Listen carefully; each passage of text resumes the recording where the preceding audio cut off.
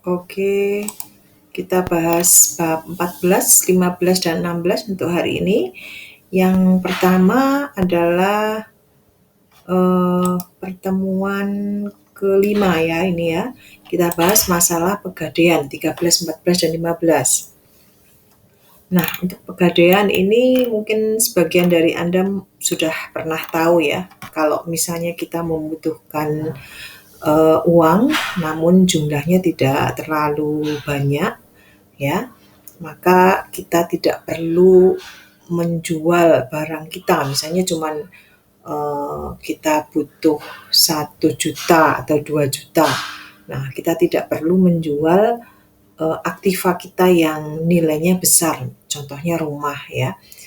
Nah, untuk Pegadaian ini sebagai salah satu solusi ya, untuk memenuhi kebutuhan akan dana Anda. Nah, apa itu usaha gadai? Itu adalah kegiatan menjaminkan barang-barang berharga kepada pihak tertentu. Untuk apa? Untuk mendapatkan sejumlah uang. Tapi di sini Anda harus menjaminkan ya. Nah, nanti pada akhir jatuh tempo di mana Anda harus melunasi ya, setiap bulannya harus diangsur, maka barang yang Anda jaminkan itu harus Anda tebus ya. Kemudian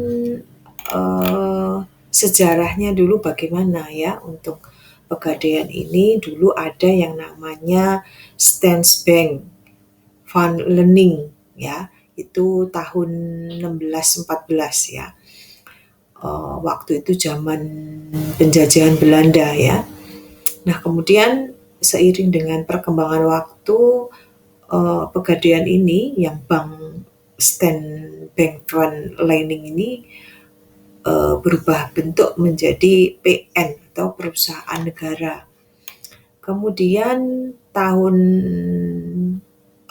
ada peraturan pemerintah lagi tahun 1969 ya, itu berubah menjadi Perjan.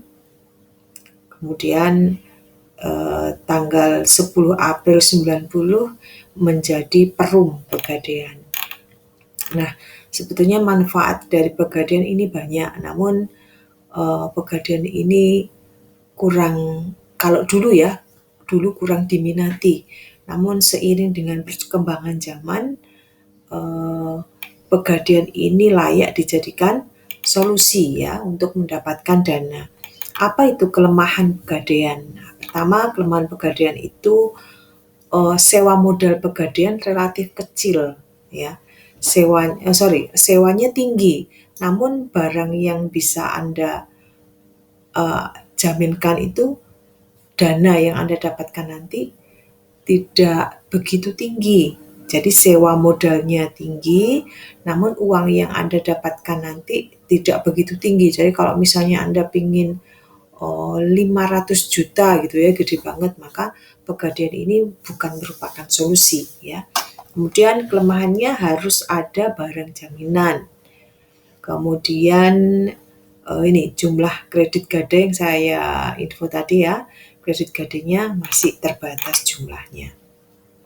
Nah, kegiatan usahanya Pegadaian apa? Pertama, menghimpun dana, kemudian menyalurkan ya, dan kemudian yang ketiga memberikan produk dan jasa gadai. Nah, sekarang yang menghimpun dana dulu ya. Nah, pada saat Perum Pegadaian ini menghimpun dana ya, maka sebetulnya dana ini untuk kegiatan operasional. Nah, dari mana uangnya? Dari mana dananya? Yang pertama dia hutang jangka pendek kepada perbankan. Yang kedua, hutang jangka pendek juga tapi dari pihak lain. Yang berikutnya dia menerbitkan obligasi. Jadi obligasi adalah surat bukti hutang kepada pihak lain. Dan yang keempat adalah dari modalnya sendiri. Kemudian menyalurkan dana seperti halnya bank, maka perusahaan Perum Pegadaian ini juga menyalurkan dana, meminjamkan, ngutangi pihak lain. Yang ketiga, memberikan produk dan jasa. Contohnya apa? Ini memberi pemberian pinjaman Yang kedua adalah appraisal. Ya, artinya di sini ada petugas-petugas yang memang mempunyai keahlian menaksir ya. Barang jaminan Anda itu dinilai berapa rupiah gitu. Yang berikutnya adalah penitipan barang. Nah, untuk jasa-jasa lain ini bisa dari ini yang terkenal ya, penjualan koin emas ONH. Jadi itu semacam koin ya, koin emas. Nah, tujuannya adalah mempersiapkan ya pada saat Anda melaksanakan ibadah haji ya. Kemudian ada yang kerasida.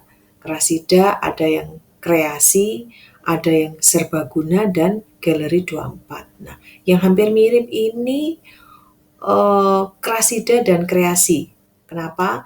Karena sama-sama untuk pinjaman UMKM, pengusaha mikro, kecil, menengah ya.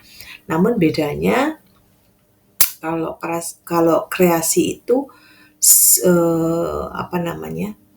Dengan menggunakan penjaminan secara fidusia. Nah, maksudnya di sini Anda hanya menyerahkan sertifikatnya ya, kayak misalnya sepeda motor ya, maka yang Anda bisa serahkan hanya bukti kepemilikan saja, BPKB saja. Nah, untuk sepeda motornya bisa Anda pakai untuk usaha yang lain. Jadi tidak harus sepeda motornya nggak ikut-ikutan digadaikan ya. Tidak, maksudnya barangnya tidak diserahkan ke Pegadaian, hanya BPKB-nya saja. Kemudian, nah ini untuk prosedur peminjaman. Nah, bagaimana prosedurnya sambil Anda lihat urut-urutan ini. Yang pertama, nyiapkan KTP ya, kemudian barangnya Anda siapkan. Nah, Anda harus melakukan simulasi dulu ya. Untuk apa? Untuk mengira-ngira. Ngira-ngira barang saya ini nanti kira-kira per bulannya bayar berapa gitu ya. Dengan harga misalnya sepeda motor tahun sekian gitu ya. Kalau saya gadaikan ini lakunya kira-kira dananya saya dapat berapa. Nah, itu Anda bisa cek di sini. Coba kita lihat ya. Kita lihat di sini. Bisakah ini langsung bisa ya? Nah, ini Anda lihat di sini produknya apa. Misalnya kerasida gitu ya. Nah, klik di sini nanti di bawah biasanya ada simulasi. Nah, ini. Jadi Anda klik di simulasi, kemudian Anda tuliskan email Anda serta passwordnya ya. Nanti di situ akan diketahui berapa angsuran yang harus Anda bayar per bulannya kepada Pegadaian ya, kalau Anda sudah menyerahkan barang yang Anda gadaikan. Kemudian poin keempat, kalau misalnya Anda dari simulasi tadi mampu, sebulannya saya hanya bayar sekian ya, maka Anda bisa pergi ke outlet Pegadaian membawa dokumen beserta barang jaminannya. Kemudian ahli-ahli penaksir barang yang Anda gadaikan tadi ya akan diketahui berapa nilai taksirnya. Nah, setelah itu nasabah menyetujui nilai taksirnya dan isi form permintaan kredit atau FPK. Modelnya kayak gini. Ya. Kemudian setelah itu nasabah menandatangani SBK nih, seperti ini modelnya ya. Nah, setelah itu baru setiap bulannya orang yang menggadaikan tadi bisa mengangsur kepada Perum Pegadaian. Kemudian ini cara penaksiran ya. Kalau ada jenisnya adalah barang kantong. Barang kantong itu ada emas, ada permata.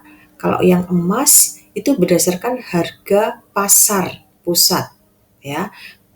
Kemudian kalau permata ya, petugas ya, appraisal itu menaksir melihat standar taksiran permata yang ditetapkan oleh kantor pusat. Jadi hampir sama ini kantor pusat ya. Kemudian yang kedua, barang gudang. Yang dimaksud barang gudang itu mobil, mesin gitu ya. Dan yang ketiga, pemberian pinjaman, pelunasan dan pelelangan. Nah, kemudian untuk Pegadaian Syariah apakah ada? Ada ya. Pegadaian Syariah itu istilahnya adalah arahan. Jadi menggunakan prinsip-prinsip syariah. Nah, contoh nih ya, contoh untuk penghitungan gadai, ini misalnya nih ada namanya Ibu Intan ya, butuh uang, dia menggadaikan kalung emas ini ya. Nah, dengan menggunakan produknya, anggap aja dia KCA Pegadaian ya. Nah, menurut Pegadaian nilainya kalung ini ditaksir 4,5 juta ya. Nah, jumlah pinjaman yang diberikan hanya 92%-nya, jadi nggak bisa semua. 92%-nya itu kalau ini dihitung ya, 4,050 juta.